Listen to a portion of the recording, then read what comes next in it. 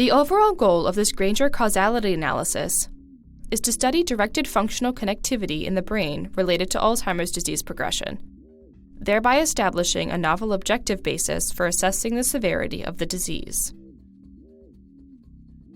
This method can help answer key questions in the Alzheimer's disease field, such as the directed connectivity between the PCC and whole brain regions. The main advantage of this technique is that it measures the causal effects of fMRI time series and shows the dynamics and direction of blood signal.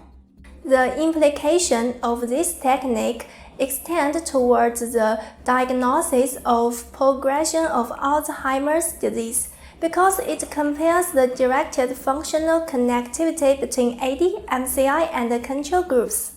Though this method can provide insight into studying directed functional connectivity of Alzheimer's, it can be also applied to other systems such as electroencephalogram studies.